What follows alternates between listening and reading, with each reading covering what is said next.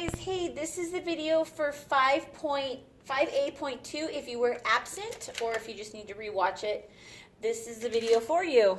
Okay, so 5A.2 is determining if a point is a solution to an inequality and then finding intercepts. So I think that's zoomed in good enough, hopefully. Okay, so how do we determine if a given point is a solution to our linear inequality? There are two different ways. The first way is from a graph. So if you're given a graph, like this one below, this is a graphed inequality, we need to determine if the following points are a solution. Now, all we're going to do is we're going to graph these points, and remember, when you have an ordered pair like this, it's always in the form of x, y. So this one tells me where to go on the x-axis, this one tells me how far up or down I need to go.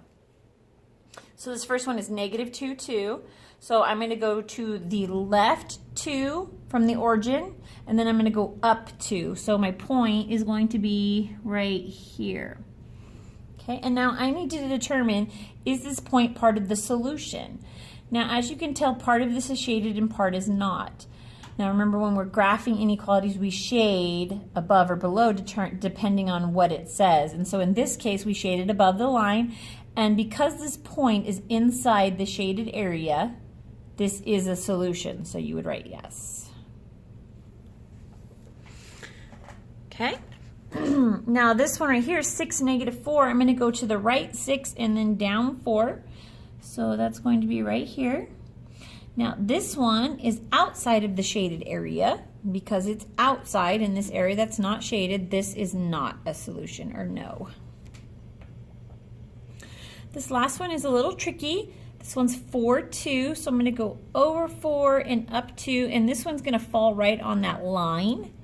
And so I need to determine if this one on the line is a solution or not. Now, because this line is dotted and it's not solid, this is one of those ones that is either greater than or less than. It's not the or equal to one. So because it's dotted and it's on the line, it's not a solution, because the line is dotted. If the line was solid and it had the or equal to part on it, then that would be a solution. But because it's not, because it's dotted, this one is not a solution. Okay, so now from a linear inequality, so if we're just given an inequality and some points, not the graph, we want to determine if the point is a solution. So we're going to substitute the values of the point in for the variables, and then we're going to solve. Now remember, in an ordered pair, the first number is x, the second number is y, just like I have written here and like I showed you up here on top. Okay, so we need to know that for substitution. We're always going to substitute the first number in for x and always substitute the second number in for y. We don't ever change that. So when we come down here to A, and we have this 8 and this 5, this 8 is going to be replaced with the x, and this 5 will be replaced with the y. So in this case, it's going to be 5 is less than or equal to 1/2 times 8 minus 3. This side over here we don't need to do anything with, because there's no calculations to do. It's just 5, so we're going to leave that one like it is. This one right here is 1/2 times 8, or half of 8, which is 4. And then 4 minus 3, so it's going to look like this. It's going to be 5 is less than or equal to 4 minus 3, and that is 5 is less than or equal to 1. 4 minus 3 is 1. So now what I want to know is 5 less than or equal to 1? Well, no, 5 is greater than 1, so this is not true. So then this is not a solution. So this point right here would be one of these ones that are up here outside of the shaded area. That's one of those points right there. Okay, so now let's do B. I'm going to substitute 4 for x and -1 for y. So I get -1 less than or equal to 1/2 times 4 minus 3. Okay. So I'm going to leave the -1 on the left-hand side alone. We don't need to do anything to it. So -1 less than or equal to 1/2 times 4, or half of 4 is 2. So I have 2 minus 3. And then that becomes -1 less than or equal to 2 minus 3 is -1.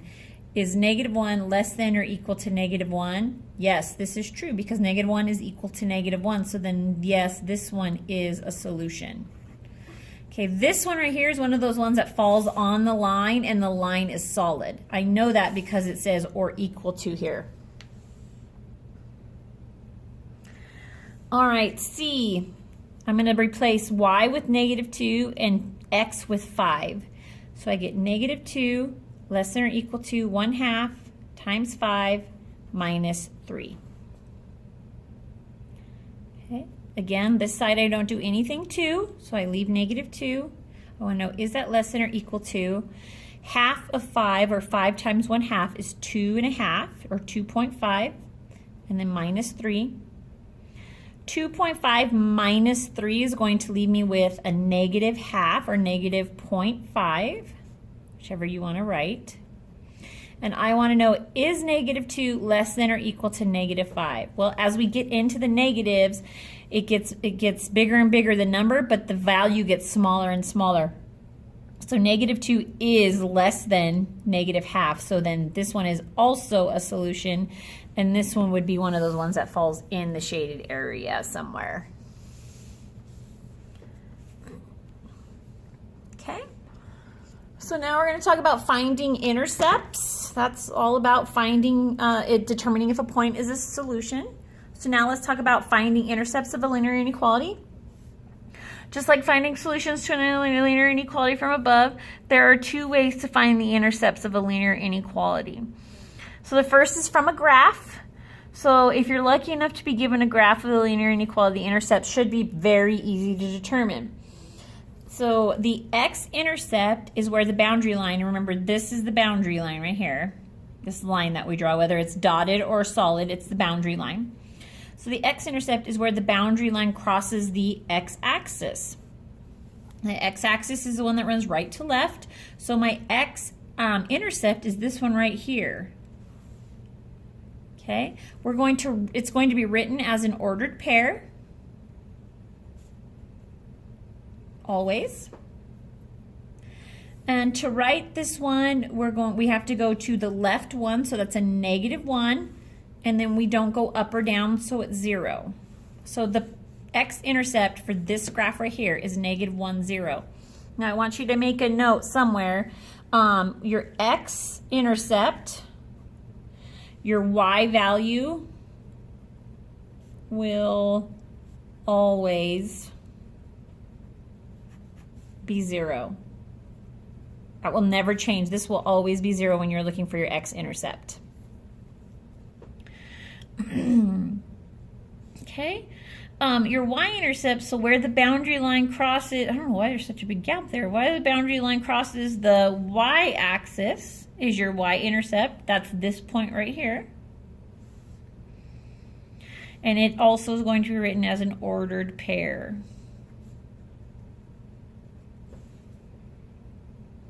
Okay. On this one, we didn't move left or right, so this is 0. But we did go up 2, so it's going to be a +2. For your, I don't think you guys have this line here. I think it's on your next page. I think for some reason mine got messed up. So with my Y-intercept, my X value will always be 0. Now, don't ever combine these two to make one point. That is not how you do it. These are 2 separate points on the graph. It's not one point put together. Okay? All right. Next page. So now we're going to talk about finding linear inequalities from slope-intercept form. Now, I messed up a little bit here. So it says, find the intercepts using the linear inequality. You'll need to set one of the variables to 0. And then solve for the remaining variable. So it will be easier to determine the intercept if you change the inequality sign to an equal sign. You can change this to an equal sign if you prefer, that's fine. You don't have to, but you can. With the Y-intercept, this should be crossed off. Cross this off, okay? Because When I'm given a slope, when I have an equation or an inequality in slope-intercept form, meaning it's got y is greater than or equal to some numbers, it already tells me the y-intercept. I don't have to do any kind of calculation or anything to determine the y-intercept. The y-intercept is this one that's sitting over here without the variable. Okay, so all I have to do is write it in ordered pair form, which would be 0, 2. Now, it's a little different when I want to find the x-intercept. I have to set y equal to 0 and then solve for x. So this y right here is going to be set to 0. And sorry I didn't leave you guys enough real room. I should have made this one up. Anyway, I just didn't. So we're going to put y is 0, and then we're just going to rewrite this 2/3 x plus 2. We're going to solve for x. In order to solve for x, I need to get it all by itself. So the first thing I'm going to do is subtract 2 from both sides. When I do that, 0 minus 2 leaves me with a negative 2 is greater than or equal to, and then I'm left with 2/3 x. Now I'm going to rewrite this up here because I don't have enough room. So negative 2 greater than or equal to 2/3 x. Okay?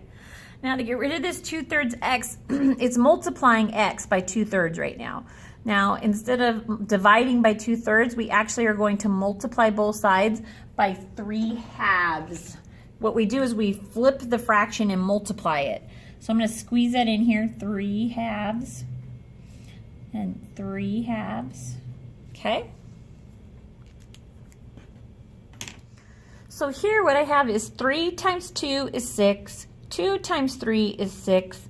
6 over 6 is going to reduce to a 1, and all I'm left with is x. Okay, and this is not going to change this symbol. Now what I'm going to do is I'm going to do 3 times negative 2, so that's a negative 6, and then I'm going to divide by this 2 down here. So 3 times negative 2 is negative 6. Negative 6 divided by 2 is negative 3. So I'm going to put that in the right form. And there you have your x-intercept, negative 3, 0. Now this one's a lot more complicated, I know, and you won't see this very often, but just so you know how to do it just in case it comes up. Okay, and now we're still doing it from a linear inequality, we're just doing it in standard form now.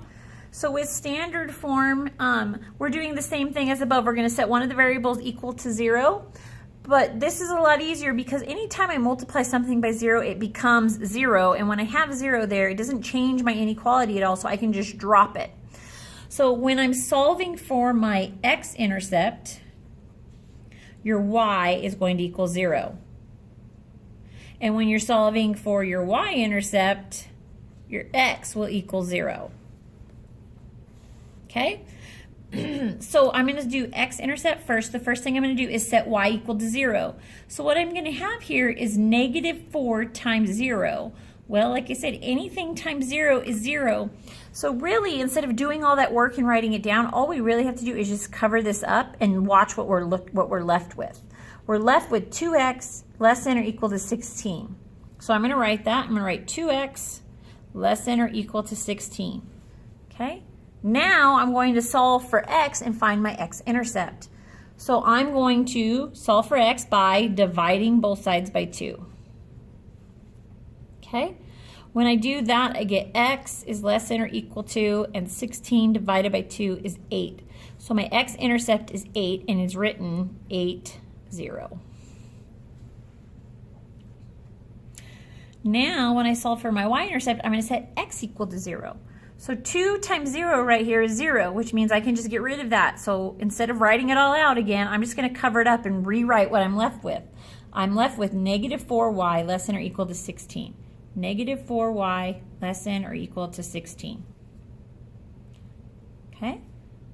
Now all I have to do is solve for y by dividing both sides by negative 4. Y, and I'm dividing by a negative 4, so my inequality sign flips. It doesn't change what my intercept will be, but we flip it anyways just for good practice. 16 divided by a negative 4 is going to give me a negative 4, and my intercept is 0, negative 4.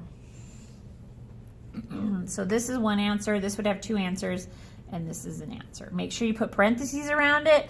Make sure you have it in ordered pair form in the correct way, with my y-intercept having an x is 0 and my x-intercept having a y is 0. All right, let's do this watch and learn really quick, and then you will be all done.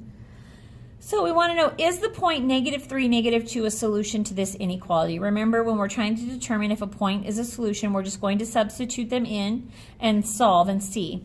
So I'm going to substitute -3 for x, -2 for y. So I have 1/3 times -3 minus 2 times -2, and then I want to know, is that greater than or equal to -1? If it is, then it's a solution.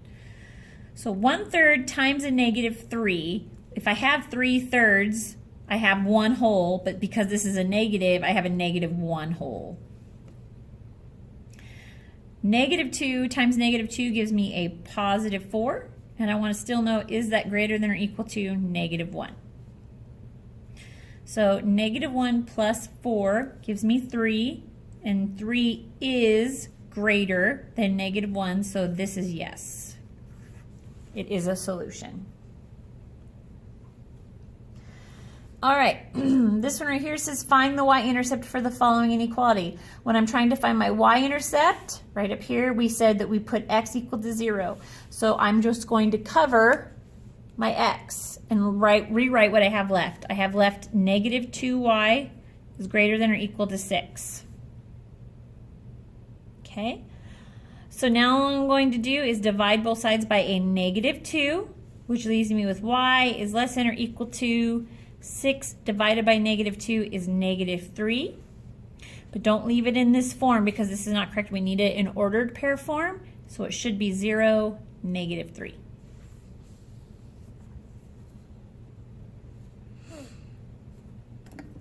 Okay. Last one. This one wants me to find x-intercept. When I'm trying to find my x-intercept, I set y equal to 0, so that's the one I'm going to cover up. Cover up the term that has y in it, so that's this one right here. And when I look, I'm left with 4x is greater than or equal to 6. 4x greater than or equal to 6. Okay, now to solve, all I do is divide by 4 on both sides. X, I didn't divide by negative, so I don't have to flip that. Greater than or equal to 6/4 can be simplified to 1.5, or you could write 3/2. You could also write 1.5 if you wanted, however you wanted to write it. I like 3/2 better, so you would write 3/2 0, but you could write 1.5 here if you wanted, or 1.5. Okay, so this one is one answer, this one is the other answer. All right, now you have some pause and check ones to do on your own, so make sure you do those 3, and then you're done with 5.A.2. Thanks, guys.